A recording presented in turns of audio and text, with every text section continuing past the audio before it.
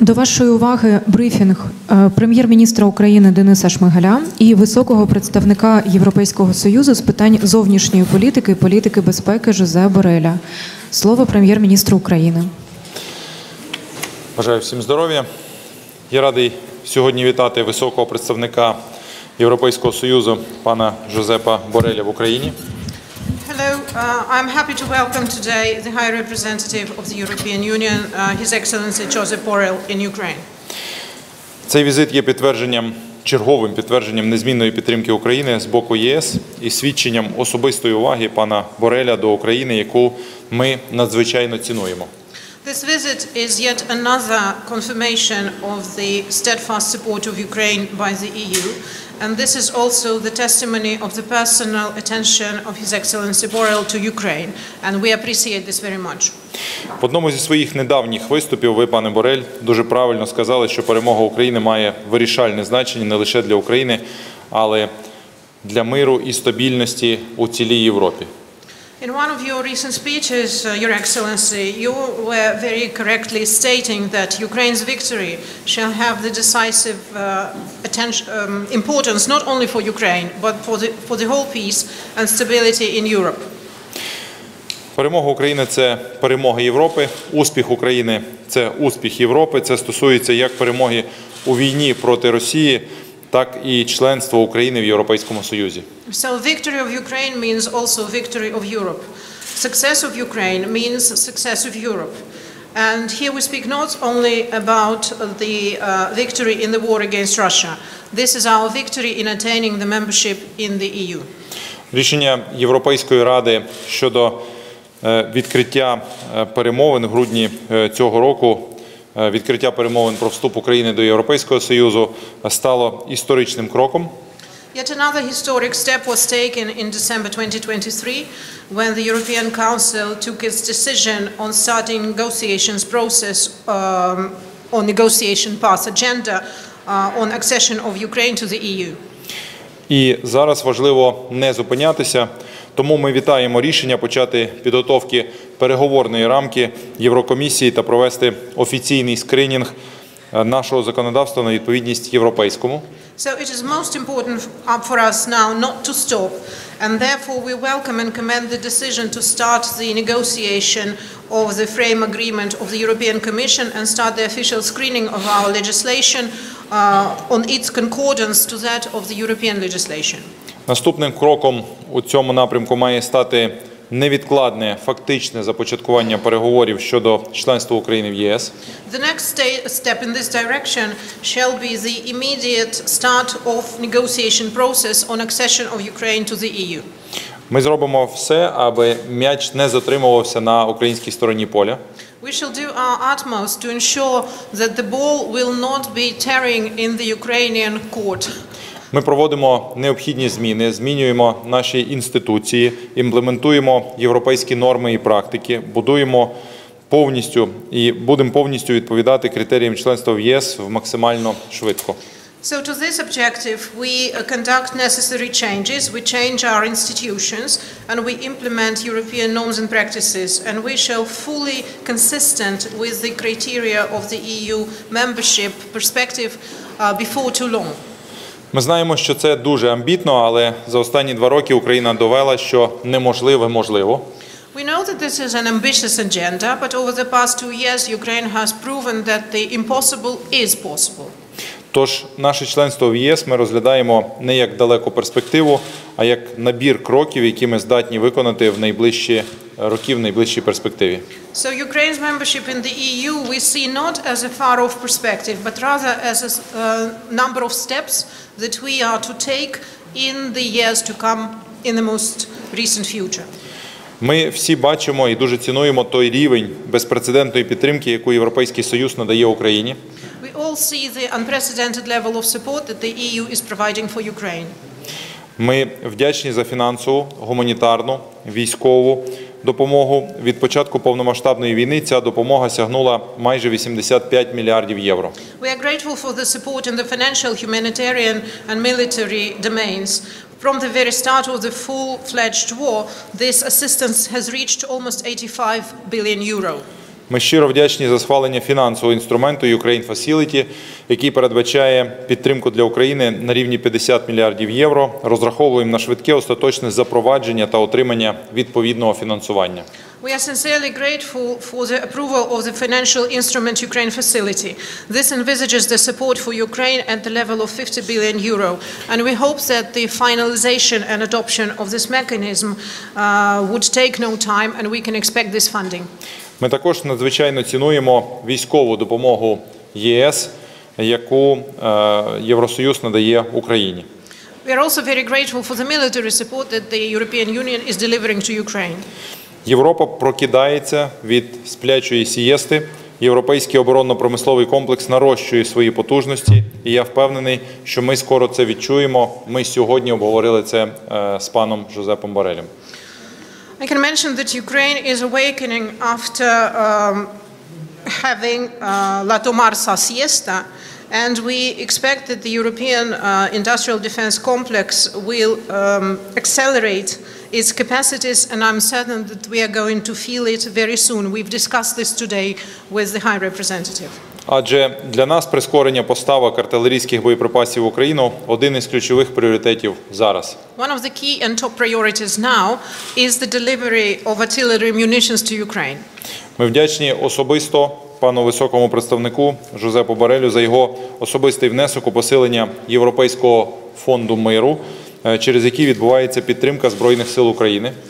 We also commend personal engagement of the High Representative, His Excellency Josepha Borrelia, for the personal contribution in enhancing the European Peace Fund, and this is via this particular fund that we get the support of our armed forces.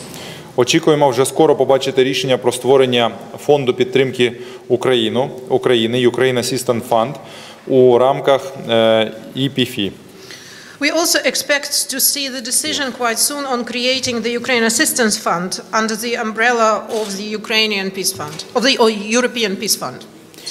Окремо хочу подякувати за нещодавні рішення ЄС залучити Україну до процесу розробки нової європейської оборонно-промислової стратегії. Additionally, I would like to thank the EU for its recent decision to engage Ukraine to the process of developing new European defense industrial strategy. Впевнений, у нас дуже великі перспективи з точки зору створення спільних оборонних підприємств. I'm certain that the perspectives for us to have joint ventures in the military complex are very positive and optimistic. Ми також цінуємо послідовну санкційну підтримку ЄС проти Росії та за її агресію проти нашої держави. We appreciate very much also the coherent sanction policy of the EU against Russia for its aggression against Ukraine. Кремль зараз вкладає багато медійних зусиль, аби посіяти наратив про те, що санкції не працюють. Вони це роблять саме тому, що санкції – це ефективний інструмент тиску, і ми маємо далі їх посилювати. The Kremlin is taking its utmost to ensure media efforts to say that sanctions do not work. On the contrary, we see how effective and efficient sanctions are, and this is a very effective instrument to press upon Russia, and hence we are to enforce sanctions still further. Ми розраховуємо, що наступний 13-й пакет санкцій буде ухвалений вже цього місяця. We expect that the 13th package of sanctions shall be developed this month already. Цього року ми також маємо остаточно сформувати інструмент для конфіскації та використання заморожених активів Російської Федерації на користь України. This year we also need to finalize the instrument to confiscate and use the frozen Russian assets to the benefit of Ukraine. Ми вітаємо зусилля Європейського Союзу, які відкривають шлях до використання прибутків від цих заморожених російських активів, а також важливу ініціативу Єврокомісії щодо конфіскації доходів, що були отримані в результаті порушення санкцій ЄС. We welcome all the efforts of the EU which open up the way to use the revenues and profits from these frozen Russian assets. We also welcome a very important initiative of the European Commission on confiscating the revenues which have been received following the violation of the EU sanctions. Але ми продовжуємо наголошувати на тому, що використання прибутків від російських активів – це лише перший проміжний крок. But we would like to emphasize that using revenues and profits from the frozen Russian assets, this is just an interim step. Наразі створення юридичного механізму, який дозволить конфісковувати заморожені російські активи, включаючи суверенні активи Центрального банку Російської Федерації, і спрямовувати їх на потреби України. It is high time, perhaps, to create a full-fledged legal mechanism that would allow for confiscation of the frozen Russian assets, including the sovereign assets of the Central Bank of Russia, and direct them to the benefits of Ukraine. Наша стійкість на полі бою сьогодні залежить від стійкості української економіки. Our survival and resilience at the battlefield today depends on the survival and resilience of Ukrainian economy. І ми, безумовно, вітаємо рішення Єврокомісії продовжити до червня 2025 року повне скасування мит на українську продукцію. Разом із угодою про асоціацію це рішення забезпечить Україні так званий економічний безвіз. In this vein, we welcome the decision of the European Commission to include until next June 2025, the full cancellation of duties for Ukrainian produce and goods, together with the association agreement that would allow for Ukraine to have yet another economic non-visa trade agreement. Ми не лише очікуємо швидкого схвалення цієї ініціативи усіма інституціями ЄС, але й вважаємо важливим закріпити такий повністю вільний режим торгівлі в самій угоді про асоціацію. Це один з головних напрямків нашої роботи цього року у торгівельних відносинах з Європейським Союзом. I would like to mention that we not only expect that this initiative shall be streamlined and adopted pretty fast, but we also believe it is important to ensure that this fully visa-free economic regime, trade regime, is put into the association agreement. And this is one of the major directions of our cooperation this year in trade relations with the European Union. Сподіваюсь, що відповідні переговори зможуть бути анонсовані вже під час Ради асоціації. I hope that the respective negotiations may already be announced as being launched at the time when the Association Council meets. Наша мета – інтеграція України до внутрішнього ринку Європейського Союзу. Ми бачимо, що надто різкі зміни в торгівельних потоках можуть викликати непорозуміння, тому наше спільне завдання – забезпечити відкриту і безбар'єрну торгівлю, яка буде відповідати інтересам як виробників з України, так і в ЄС. Our objective is to fully integrate Ukraine to the domestic market of the EU. We see that very abrupt and sharp changes in trade flows may bring issue to a number of questions. Therefore, our common objective here is to ensure open and barrier-free trade that will be mutually beneficial for both Ukrainian producers and those in the EU. Сподіваюсь, що з тих самих причин для всіх нас вкрай важливо продовження угоди між Україною та ЄС про вантажні перевезення автомобільним транспортом. Це те, що ми називаємо транспортним безвізом, і це те, що суттєво покращує логістику між Україною та ЄС. Я, звісно ж, сподіваюся, що і цей напрямок ми також пропрацюємо і продовжимо. Actually, in the same vein, it is extremely important for us to continue the agreement between Ukraine and the EU on cargo transportations by motorways and by motor transport. Actually, this is what we call transportation visa-free regime, and we believe that it would sufficiently improve logistics between Ukraine and the EU, and we stand ready to further engage and explore this issue. Я хочу наголосити, що такий підхід вигідний і для Європейського Союзу. Європейські виробники збільшують експорт в Україну, а їх витрати на логістику при цьому не будуть зростати. I would like to emphasize here that this approach is beneficial for the European Union as well, because the European producers will increase and enhance their export capabilities to Ukraine, whereas their expenditures for logistics would not be getting up. Україна готова шукати розумні компроміси, діяти на основі економічного прагматизму. Впевнений, що ми разом можемо знайти всі необхідні рішення. Ukraine stands ready to find rational compromises and act on the level of economic pragmatic mindset. And I'm certain that together we can find all the necessary decision and resolve all the issues. Шановні пані та панове, шановний пане високий представник, дорогий Жозеп, сьогодні Україна та ЄС перебувають в переломній точці історії Європи, у точці, де визначається, як будуть жити європейці на багато десятиліть вперед. Ladies and gentlemen of the press, all present, High Representative, Your Excellency, dear Joseph, today Ukraine and the EU are getting through the till points and landmark event of the history of Europe. This is the pinpoint event where we try to see and identify the lifestyles and lifelines of the Europeans for many decades in the future. Ми вдячні нашим європейським союзникам за неймовірну допомогу, вдячні за все, що Європа сьогодні робить для України та українського народу. Разом ми переможемо, разом ми забезпечимо мир та процвітання для всіх європейських країн. Дякую за вашу увагу. Слава Україні! We are grateful to all our European allies for their incredible support and for all they do to Ukraine and the Ukrainian nation. We shall attain our victory together, and together we shall ensure peace and very good, comfortable work and life for all European countries. Thank you for your attention. Glory to Ukraine. Слово високому представнику ЄС Жозепа Борреля. Thank you, dear Prime Minister. Thank you, dear Denis. This is my fourth visit since Russia started the full-scale invasion of Ukraine. And it's my sixth visit during my mandate as High Representative of the European Union for Foreign and Security Policy.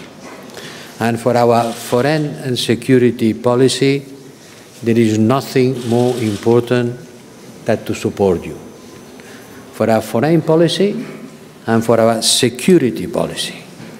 Because this war is also a war that affects directly our security.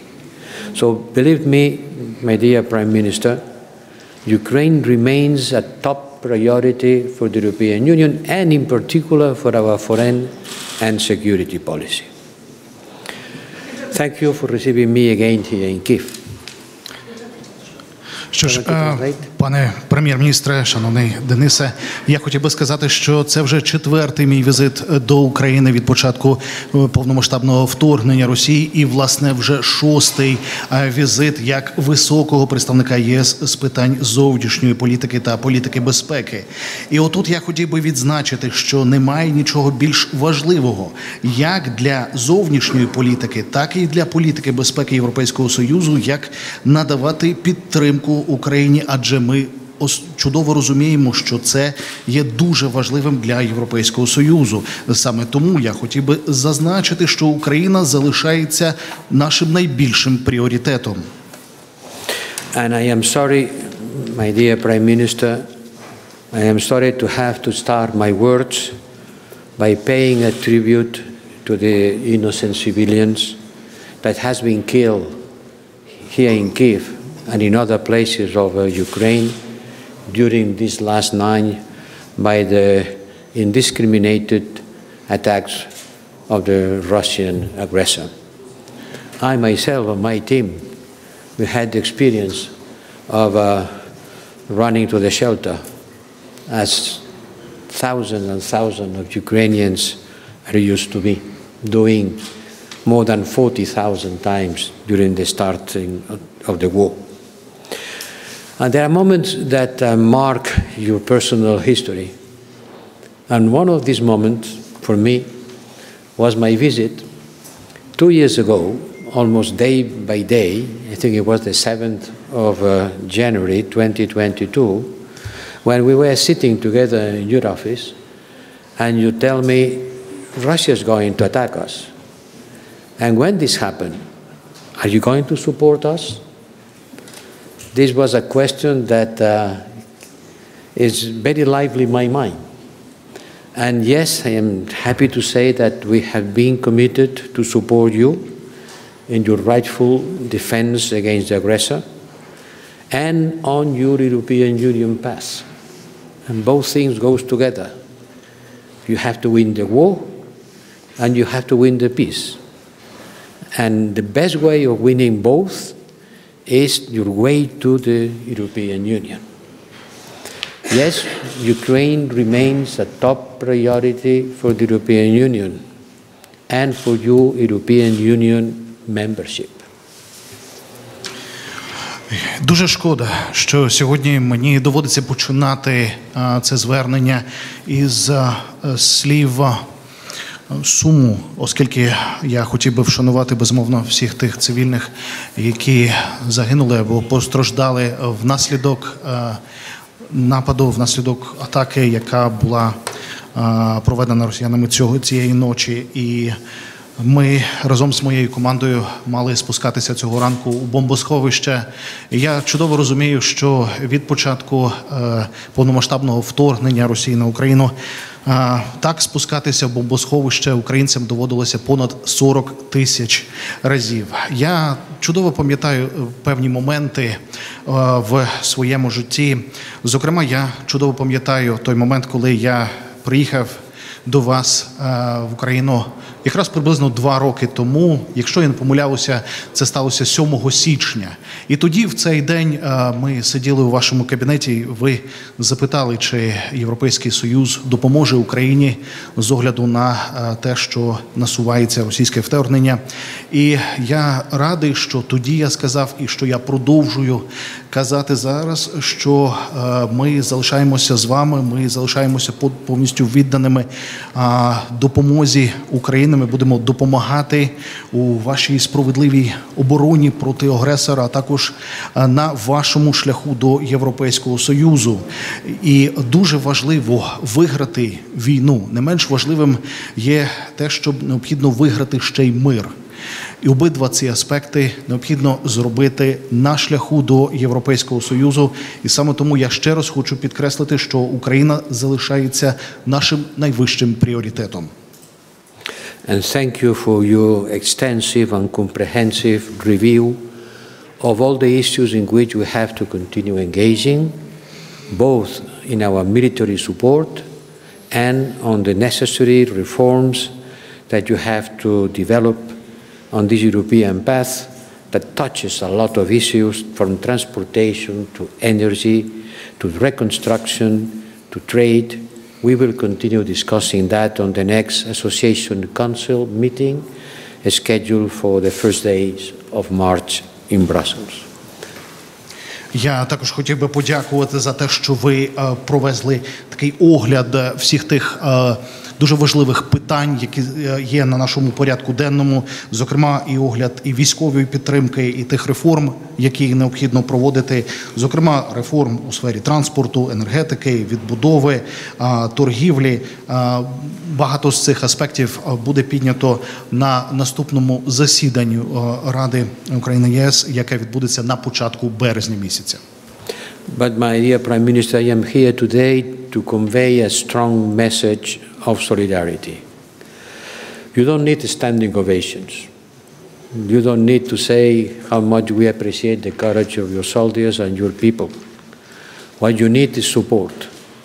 Support on financial terms and on military terms, ammunition and weapons. And let me summarize something that I think is important for the public opinion to know. Since the beginning of the war until our 2 years ago meeting, first days of January, in the last 2 years, the European Union has been provided to Ukraine and support which can be measured on about 88 billion euros. Out of them, 28 billions on military support.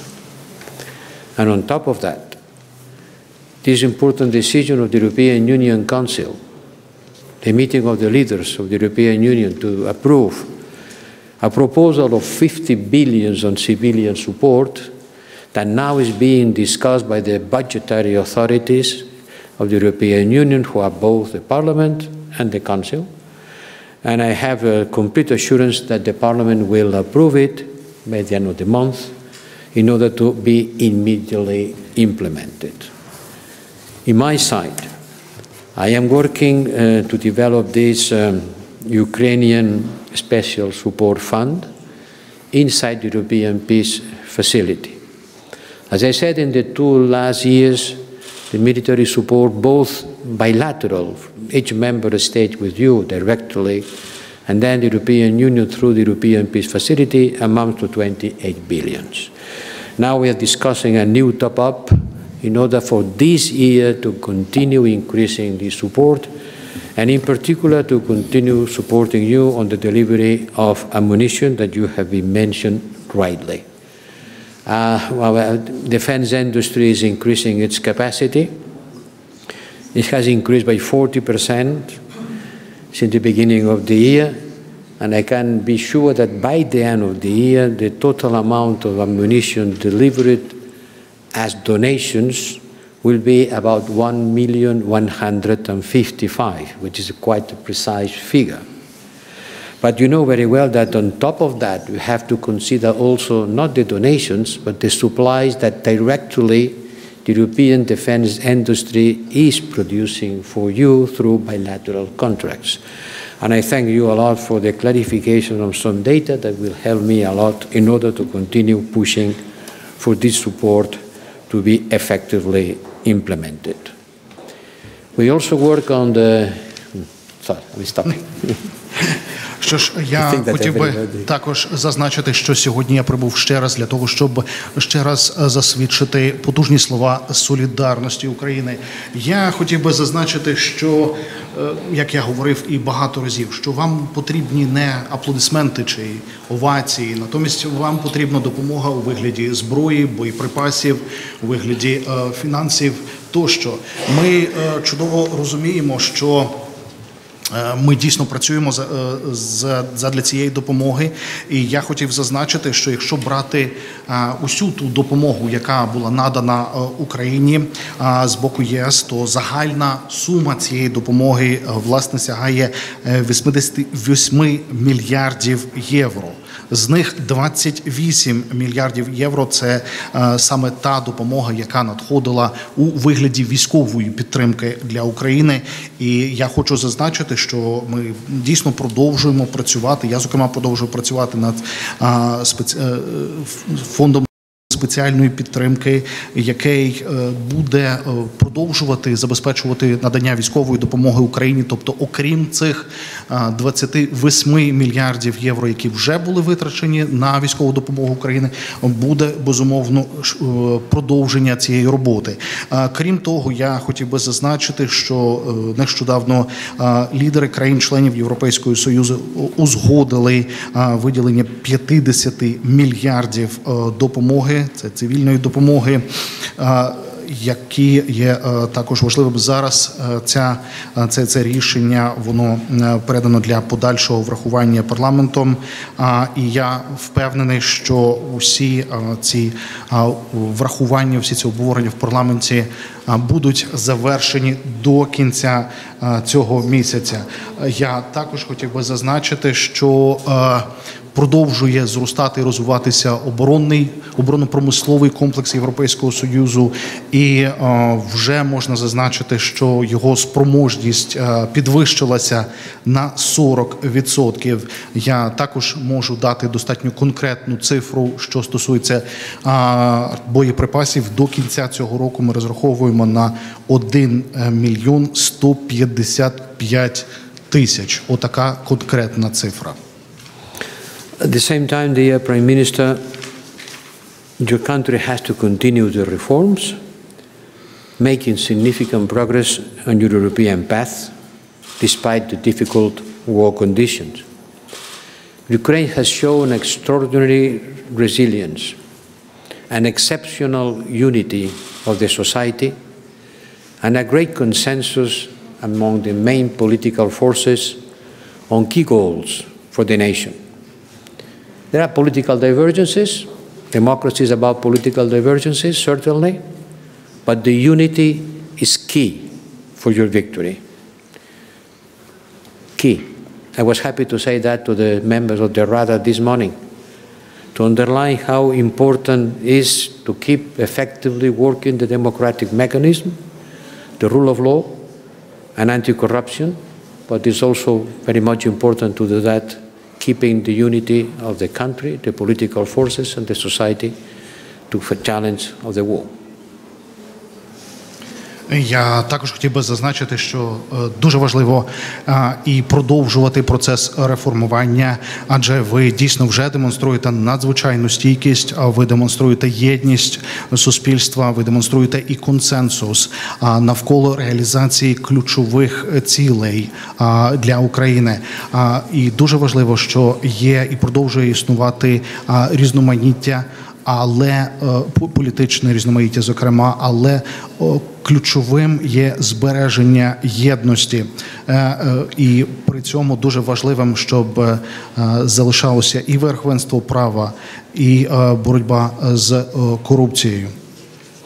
Dear Prime Minister, we at the European Union, we will never be able to match your sacrifices. But we can, and we will, to stand with Ukraine in full solidarity with the nation and its people.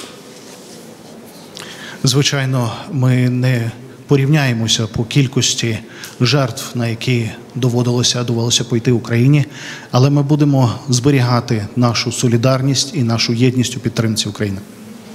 We have to commit ourselves to do and provide whatever it takes. We should not say for how long as it takes, but whatever it takes. It's not a measure of time.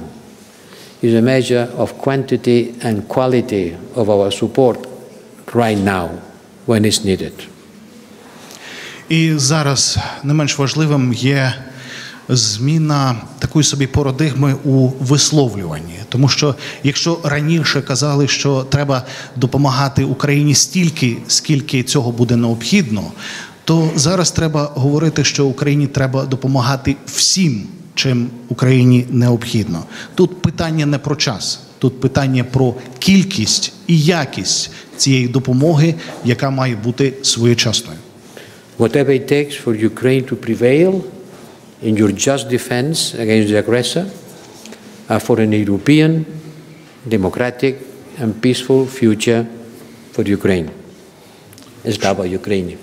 Все, що буде необхідно Україні для того, щоб ви дістали перемоги у цій справедливій війні, щоб ви дійсно були мирна, демократична, європейська країна. Слава Україні! Thank you very much. Шановні колеги, дякую за увагу. Брифінг завершено.